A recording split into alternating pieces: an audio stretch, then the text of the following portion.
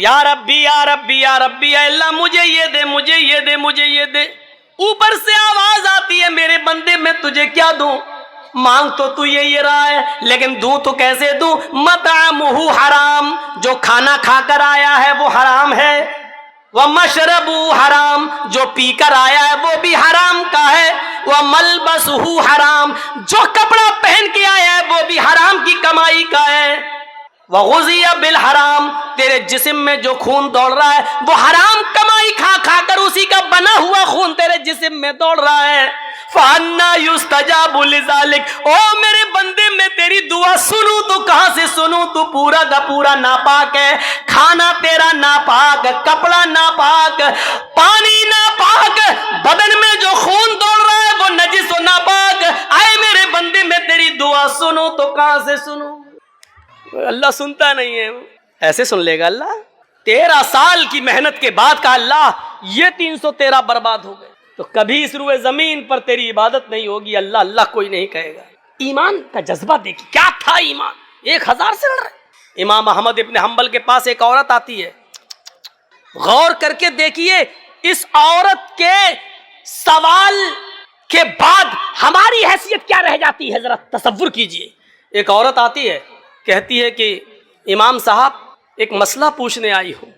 کہا کیا مسئلہ پوچھتی؟ کہا میں چرخہ چلاتی ہوں۔ چرخہ جانتے ہیں نا، مہاتما گاندھی والا چرخہ معلوم ہے نا؟ ہم لوگوں کے ہاں تو آج بھی لگے ہوئے ہیں، کہیں کہیں جو لوگ ہینڈلوم ہاتھ سے کپڑا بناتے ہیں وہاں چرخے بھی ہیں، ہاتھ سے پھرتا ہے، سوت کاٹتے ہیں۔ تو کیا کہتی ہے امام احمد ابن حنبل سے وہ عورت کہ امام صاحب میں چرخہ چلاتی ہوں اور دوسرے لوگوں کا سوت مزدوری پر کاٹتی ہوں اور ان سے مزدوری لیتی ہوں، کبھی کبھی میں رات میں بھی چرخہ چلاتی ہوں جب میرے پاس تیل ہوتا ہے۔ اس عورت کے سوال کے بعد ہماری حیثیت کیا رہ جاتی ہے؟ سنیں ہماری ماں بہنیں، عورتیں ایسی بھی گزری ہیں، صرف لائٹ مارنے والی عورتیں ہر وقت نہیں ہوتی ہیں۔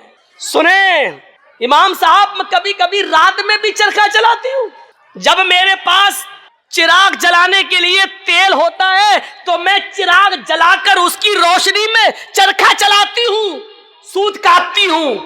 امام احمد ابن حنبل فرماتے ہیں اللہ تمہاری روزی میں برکت دے، رزق میں برکت دے۔ کہا امام صاحب کبھی کبھی چراغ میں تیل نہیں ہوتا ہمارے پاس، لیکن ہمارے پڑوس میں کھلا ہوا آنگن ہے، ہمارے پڑوسی کا کھلا ہوا آنگن ہے، کبھی کبھی اس آنگن میں روز چراغ جلتا ہے، وہ میرے پڑوسی کا چراغ ہے لیکن وہ اپنے گھر میں اپنے آنگن میں چلاتا ہے، اور اس آنگن میں اس چراغ کی روشنی کبھی کبھی میرے گھر پہ آتی ہے۔ اگر میں اس روشنی میں چراغ جلا سوت پھرا لوں، اس پڑوسی کی روشنی میں اگر میں سوت پھراؤں، چرخہ چلاؤں، تو اس پڑوس کی روشنی سے جو سوت میں پھراؤں اور اس کی قیمت میں اپنے مالک سے لوں تو یہ قیمت میرے لیے حلال ہوگی یا حرام ہوگی؟ کیا میں اس روشنی میں جو چرخہ چلا کر جو پیسہ کماؤں وہ میرے لیے جائز ہوگا یا ناجائز ہوگا؟ تصور کرو امام احمد ابن حنبل غش کھا کے چکر کھا کے گر جاتے ہیں کہ اس دنیا میں اس دور میں ایسی عورتیں بھی موجود ہیں جو تقوی کا ایسا معیار اپنے اندر پیدا کی ہوئی ہیں، ایسا معیار اپنے اندر پیدا کی ہوئی ہیں۔ اس تقوی کی روشنی میں ذرا تصور کرو ہم کہاں ہیں، ہماری روزی کیا ہے، ہمارا مال کیا ہے، ہماری انکم کیا ہے، ہماری انکم آ کہاں سے رہی ہے۔ اس عورت کے سوال کے بعد ہم تصور کریں کہ ہم کہاں کھڑے ہیں۔ پھر کہتے ہیں کہ یہ ہمیں پریشان کر رہا، وہ ہمیں پریشان کر رہا، فلاں کا عذاب، کچھ نہیں، ہمارے اعمال ہمیں پریشان کر رہے ہیں، ہمارے کرتوت ہمیں پریشان کر رہے ہیں، ہماری بدعملی ہمیں پریشان کر رہی ہے۔ احمد ابن حنبل رحمۃ اللہ علیہ نے کوئی جواب نہیں، صرف اتنا کہا اے اللہ کی بندی اگر تمہیں لگتا ہے تم اس سے مانگنے تو نہیں گئی ہو، تم نے چوری تو نہیں کی ہے، اگر اس کے آنگن میں روشنی جل رہی ہے اور وہ تمہارے آنگن میں آ رہی ہے تو میرے حساب سے، امام احمد ابن حنبل نے کہا، اس روشنی میں چراغ کی اس روشنی میں اگر تم سوت کاٹ لیتی ہو تو میرے حساب سے کوئی غلط تو نہیں ہے، لیکن پھر بھی اگر تم پرہیز کرو اور بچو تو یہ تمہارے لیے زیادہ بہتر ہے۔ یہ احمد ابن حنبل کا جواب، جبکہ چوری نہیں تھی، وہ جلا رہا ہے، دروازہ نہیں ہے، آنگن سے آنگن ملا ہوا ہے اور اس کے آنگن سے اس چراغ کی روشنی یہاں آ رہی ہے، تو اس میں بھائی آپ کی یہ لائٹ جل رہی ہے، اب ادھر روشنی جا رہی ہے تو اس آدمی کا کیا قصور ہے؟ تم اگر چاہتے ہو کہ میری روشنی میرے گھر تک رہے تو تمہیں اپنے گھر کا انتظام کرنا ہے، لیکن اگر آپ کے گھر کی روشنی اور آپ کے بلب کی روشنی میرے گھر آ رہی ہے اور آپ یہ کہیں کہ اپنا میری روشنی تیرے گھر کیوں آ رہی ہے, ہٹ اپنا گھر توڑ, تو آپ غلط ہے نا. ذرا تصور کرو, احمد ابن حنبل نے جب وہ عورت جانے لگی, وہ بوڑھی عورت, تو احمد ابن حنبل رحمہ اللہ نے لوگوں سے پوچھا کہ یہ جس باپ کی بیٹی ہے اس کا باپ کوئی معمولی شخص نہیں ہوگا, ضرور کسی اچھے اور نیک باپ کی تربیت ہوگی جس نے ایسی نیک بیٹی پیدا کی ہے. ذرا تصور کریے, نبی اکرم کی دعا اس لیے قبول ہوئی کیونکہ آپ سراپا رزق حلال استعمال کرتے تھے. صحابہ کی اس لیے مدد ہوئی اس جنگ بدر میں کیونکہ کسی صحابی نے مال حرام کو اپنا لقمہ نہیں بنایا. میرے بھائیوں, 1000 کا لشکر پھر مغلوب ہوتا ہے اور 313 صحابہ کو فتح ہوتی ہے. یہ 313 صحابہ جو لڑے, یہ کون سی چیز تھی؟ یہ وہی طاقت تھی, وہی اسپرٹ تھی. کون سی؟ ایمان. اگر ایمان نہ ہوتا تو لڑتے؟ کچھ نہ کچھ دیر کے لیے بھی ماننا پڑے گا کہ اس لڑکی نے جو جذبات میں آ کے نعرہ لگایا تھا کرناٹک میں, اس کے اندر بھی کچھ ایمانی حرارت تھی, تبھی تو یہ اللہ اکبر کا لفظ نکلا ہے. اس کا انکار نہیں کیا جا سکتا.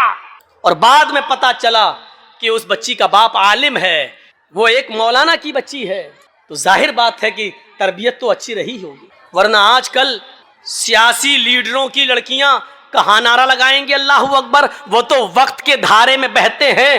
وہ تو ہندو لوگوں کا ووٹ لینے کے لیے مندر میں ٹیکا بھی لگوا لیں گے, وہ تو مورتی کے سامنے بھی کھڑے ہو جائیں گے کیونکہ ہمیں ان کا ووٹ چاہیے. تو تربیت کا بھی فرق ہوتا ہے. ہم اپنی اولاد کو کون سی تربیت دے رہے ہیں, کیسی تربیت ہونی چاہیے, اس پر ہمیں غور کرنا چاہیے. جنگ خندق کے بارے میں کبھی سوچا آپ نے؟ جنگ خندق میں کتنے مسلمان تھے؟ آپ سے اگر سوال کریں تو شاید بہت کم لوگوں کو معلوم ہو. صرف 3000 صحابہ, 3000, اور ان 3000 صحابہ کا مقابلہ کتنے کافروں سے تھا, کتنے یہودیوں سے تھا؟ 10,000 کا لشکر. کوئی تقابل ہے؟ کوئی مقابلہ ہے؟ ایک طرف 3000, ایک طرف 10,000. وہ ہتھیاروں سے لیس, یہ بیچارے فل ہتھیار نہیں.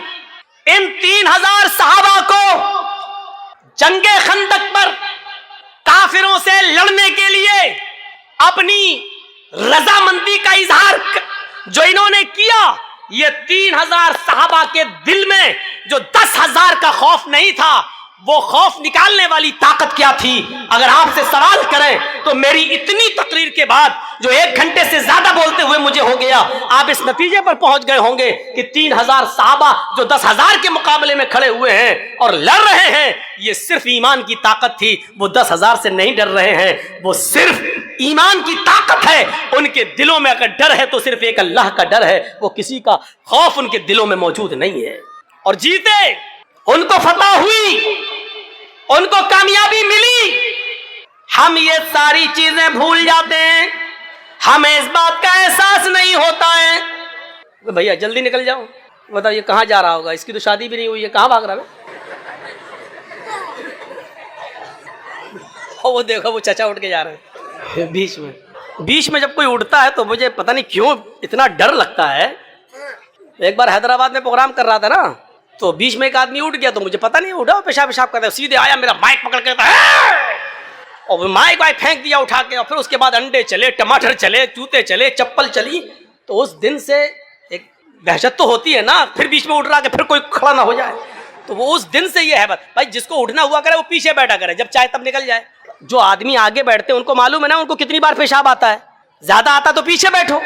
اور میری تقریر ہو رہی ہے, پتہ نہیں پیشاب کیوں نہیں روک پاتے ہیں آپ لوگ. لوگ تو دل کی دھڑکنیں روک لیتے ہیں.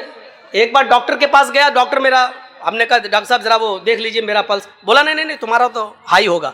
ہم نے کہا ارے دیکھ لیجئے ڈاکٹر صاحب, اس کے بعد دوا. لیکن آپ, میں مان نہیں سکتا, ہمیں وہ تھرمامیٹر لگانے کی ضرورت ہی نہیں ہے, آپ کا پلس دیکھنا ہی نہیں ہے, آپ کا وہ کیا بولتے ہیں اس کو, بی پی, وہ آپ کا ہائی ہوگا, وہ کچھ بڑا ہی ہوگا, نیچے نہیں ہو سکتا ہے.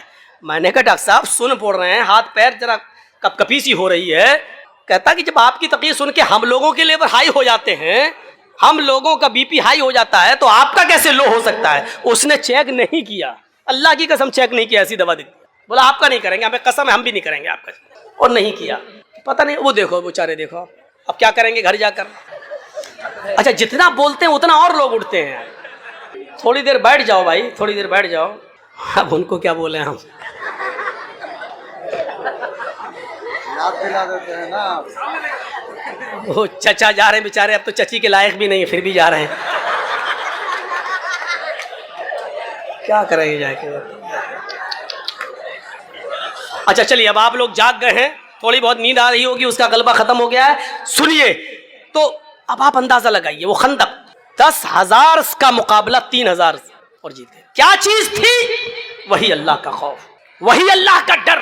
جیسے ایک پولیس والے میں یہ طاقت ہوتی کہ وہ اکیلا نہیں, سرکار کی طاقت ہے اس کے پاس, ایسی جو پکا سچا مومن ہے وہ ڈرتا نہیں ہے. اللہ کی طاقت ہے اس کے پاس, ایمان ہے اس کے پاس, ایمان کی طاقت ہے اس کے پاس, اس کو خوف نہیں ہوتا ہے, وہ لڑتا ہے, آمادہ ہو جاتا ہے. یہ واقعہ سنایا ہے, لیکن پھر بھی آپ کو سنا دیتا ہوں. سمیہ رضی اللہ تعالیٰ عنہ کا کیا میٹر تھا. ابو جہل کے سامنے کھڑی ہے, طبقات کے الفاظ ہیں, ابن سعد نے نقل کیا ہے کہ اس نے سمیہ کے کپڑے تک پھاڑ دیے, پھر بھی کہتی ہے نہیں اللہ ایک ہے.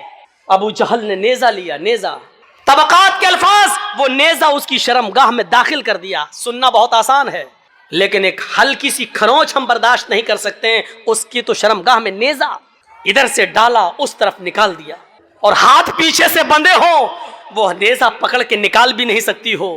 اور ایسی کنڈیشن میں بھی دیکھیے ایمان کی طاقت کیا. وہ یہ نہیں کہہ رہی اللہ میری حفاظت فرما, اللہ مجھے بچا لے اس دشمن سے, یہ نہیں کہہ رہی ہے. اس کی زبان سے جو جملے نکلتے ہیں وہ جملے یہ, یا ربی ثبت قدمی علی دینک, اے اللہ اس کی دی ہوئی سزاؤں پر میرے قدموں کو ثابت رکھنا, میرے ایمان پر, کہیں اس کی سزائیں مجھ سے میرا ایمان نہ چھین لیں. جان جا رہی جائے, روح نکلتی نکل جائے, لیکن ایمان, میری آخری حالت میں ایمان نہ نکل جائے. کہیں ایسا نہ ہو کہ اس کی دی ہوئی تکلیفیں میں جھک جاؤں اور اس کی بات مان لوں اور ایمان سے ہاتھ دھو بیٹھوں. ایسا نہ ہو کہیں. ثبت قدمی علی دینک, اے اللہ اپنے دین پر, اپنے اس ایمان پر میرے دل کو ثابت قدم رکھنا, میرے قدم کو ثابت رکھنا, میں بہکنے نہ پاؤں, ایمان مجھ سے نہ چھین لیا جائے. یہ دعا اس کے منہ سے نکل ہے. ہم لوگ تو جلسہ ختم ہونے کے بعد کہتے ہیں اللہ جب تک زندہ رکھنا ایمان پر, اسلام پہ رکھنا, اور جب خاتمہ ہو تو ایمان پر ہمارا خاتمہ فرمانا. ہو گئی تقریر ختم, جاؤ. اب 1 سال کے بعد جب جرجیت صاحب آئیں گے تب تک آپ اسلام پہ عمل کریں گے. کوئی مر گیا تو وہ ایمان پر اس کا خاتمہ ہوا ہے. ہم نے سب کچھ دعاؤں کو ہی سمجھ لیا ہے. صحابہ کرام سب کچھ کرنے کے بعد دعا کرتے تھے. اللہ کے رسول پہلے اللہ پر بھروسہ کیے, 313 لوگوں کو نکال کے لائے. 313 صحابہ نے اپنی زندگی اپنی ہتھیلی پر رکھ لی, سر پہ کفن باندھ لیا کہ اب گھر لوٹ کے نہیں جانا ہے. 1000 کا لشکر سامنے, اب اللہ کے نبی دعا کر رہے کہ اللہ اگر یہ 313 مٹ گئے تو کبھی زندگی میں تیرا نام لینے والا کوئی نہیں ہوگا. اب یہ تو سوچ لے اے میرے پروردگار, ان کو زندہ رکھنا ہے یا نہیں. اگر تجھے اپنی عبادت باقی رکھنا ہے تو ہماری حفاظت فرما, اگر اپنی عبادت باقی نہیں رکھنا ہے تو ہم مرتے ہیں مر جائیں, کوئی پرواہ نہیں. میرے بھائیو تصور کرو, ہم نے کیا کیا اپنے آپ کو, بس حرام کھاتے جا رہے ہیں کہ اللہ ہمیں حرام کھانے سے بچا لے. ساری برائیاں, ہم شراب پیتے جا رہے ہیں پھر کہ اللہ ہمیں شراب کی لت لگ گئی, اللہ ہمیں شراب سے بچا لے. اللہ کے بندے پہلے سب کچھ چھوڑ پھر دعا کر. اللہ کے بندے پہلے حرام چھوڑ اور حلال کھا, اور اس کے بعد دعا کر کے اللہ مجھے اب جو حلال کھایا ہے اسی پر قائم رکھنا. اے اللہ حرام کا لقمہ میرے حلق کے نیچے نہ اترنے پائے. اب دعا کرو, حرام کھاتے جاؤ اور دعا کرو اللہ حرام سے بچا لے. شراب پیتے رہو اور دعا کرو اللہ شراب سے بچا لے. بے پردگی کے ساتھ ہماری ماں بہن بیٹیاں نکلتی رہو اور دعا کرے اللہ ہمیں پردہ کرنے کی توفیق عطا فرما. زندگی میں نہیں ملے گی ایسی تو. ان اللہ لا یغیر ما بقوم حتی یغیروا ما بانفسہم. اللہ کسی قوم کی حالت اس وقت تک نہیں بدلتا جب تک کہ کوئی قوم اپنی حالت کو خود بدلنے کی فکر نہیں کرتی ہے. پہلے ہمیں چینج ہونا پڑے گا, پہلے ہمیں بدلنا پڑے گا. پہلے زمانے کی عورتیں اگر اپنے بچوں کو بد دعا بھی دیتی تھی تو اس میں بھی دعا نکلتی تھی. بچہ شرارت کر رہا ہے, کبھی یہ کبھی وہ اٹھایا پھینک دیا, کبھی ماں پریشان, ہائے ہائے ہائے ماں پریشان, اور ماں نے غصے میں اپنے انداز میں بد دعا دی. لیکن آپ اس کو بد دعا نہیں کہہ سکتے ہو. جب دیکھا کہ بچہ بہت شرارت کر رہا ہے تو بد دعا دیتے ہوئے کہا اللہ تجھے کعبے کا امام بنا دے. غصے میں بد دعا بھی دی تو اس میں بھی دعا چھلک رہی تھی. یعنی اس زمانے کی عورتوں کو غصے میں بھی ایسی بد دعائیں نہیں معلوم تھی کہ جو بچوں کی زندگی تباہ کر دے. ہماری ماؤں کی زبان سے کیا نکلتا, کتے مر جاؤ, پریشان کر کے رکھ دیا. اب کتا کہتی جا رہی ہے, اب یہ نہیں سوچ رہی کہ کتے کی اماں کون ہوئی, لیکن کہہ رہی کتے مر جاؤ. اور پتہ نہیں کیا کیا وہ کہہ دیتی ہے. ایک بچہ شرارت کر رہا ہے اور جب تنگ آ گئی ماں تو غصے میں روتے ہوئے کہتی چل اللہ کرے تجھے کعبے کا امام بنا دے.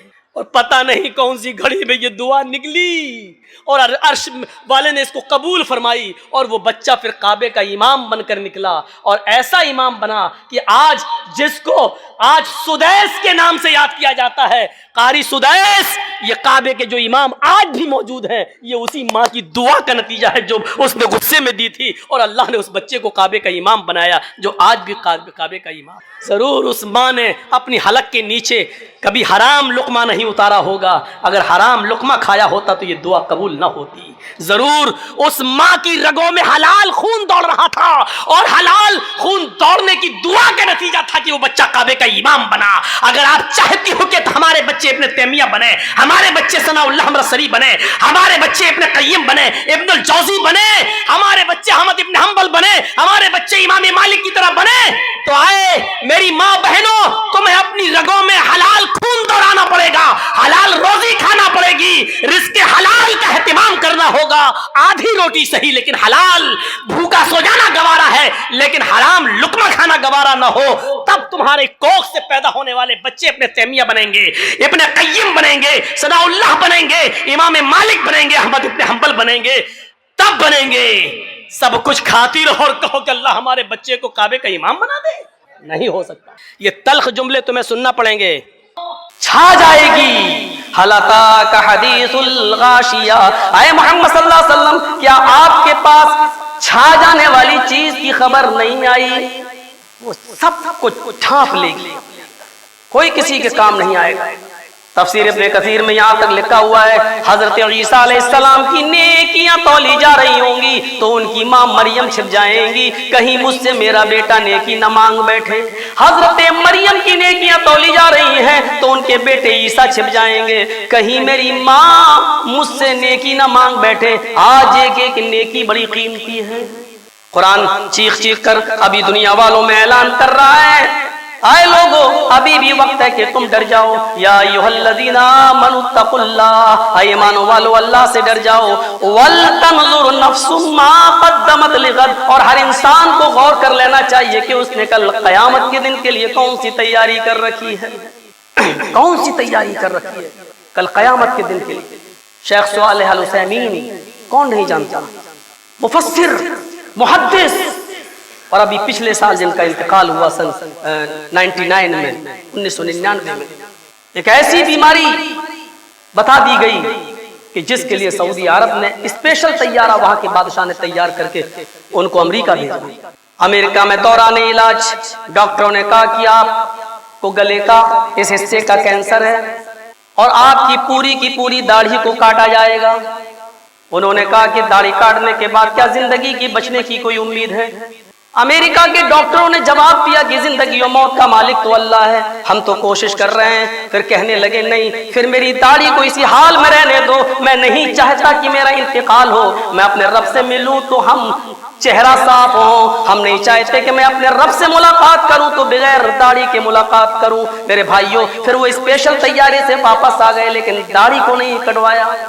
ایک ایک نیکی اللہ رب العالمین کے یہاں لکھی جاتی ہے اور دیکھی جاتی ہے. وہ تو وہ ہے, تصور کرو, جو تہجد کی نماز پڑھنے والی عورت کو بھی نہ بخشے, اور وہ تو وہ ہے جو ایک طوائف کو ایک کتے کو پانی پلا دینے کی وجہ سے رحم کھا جائے اور اس کو بھی بخش دے. عبادت صرف نماز اور روزے کا نام نہیں ہے, عبادت کا ایک حصہ یہ بھی ہے کہ اے اللہ کے نبی میرے پڑوس میں ایک عورت رہتی ہے, سوال کرنے والے سوال کر رہے ہیں, اے اللہ کے نبی میرے پڑوس میں ایک عورت رہتی ہے, 5 وقت کی نمازی ہے, تہجد کی نماز بھی پابندی سے پڑھتی ہے, نفلی روزے بھی رکھتی ہے, لیکن صورتحال یہ ہے کہ اس کے پڑوسی اس سے خوش نہیں رہتے ہیں. اس کا حال یہ ہے کہ وہ زبان کی اچھی نہیں ہے, اس کے پڑوسی اس سے خوش نہیں رہتے. اللہ کے نبی صلی اللہ علیہ وسلم نے اس کی نمازوں کو نہیں دیکھا, اس کے روزے کو نہیں دیکھا, اس کی تہجد کی عبادت پر نظر نہیں ڈالی, بلکہ اپنے زبان مبارک سے جو جملے کہے وہ حدیث کی کتابوں میں آج بھی لکھے ہوئے ہیں, یا فی النار.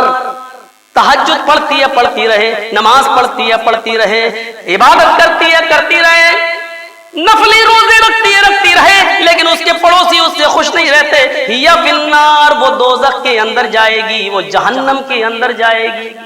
पूछने वाले साहबी रुके नहीं, ऐ अल्लाह के रसूल, एक औरत ऐसी भी हमारे मोहल्ले में रहती है, हमारे कबीले में रहती है, जो 5 वक्त की सिर्फ नमाज पढ़ती है, वो रमजान के सिर्फ फर्ज रोजे रखती है, वो तहज्जुद नहीं पढ़ती है, नवाफिल का एहतिमाम नहीं करती है, और वो दूसरे महीनों के नफली रोजे भी नहीं रख पाती है, लेकिन उसकी जबान से फूल बरसते हैं, उसके पड़ोसी भी खुश रहते हैं, और सारे लोगों से वो बड़ी अच्छी तरीके से बात करती है, उसकी जबान से किसी को तकलीफ नहीं पहुंचती है। आपने उसकी कम इबादत को सुना, आपने कहा ठीक है, या फिल जन्ना, वो औरत जन्नत के अंदर दाखिल होगी।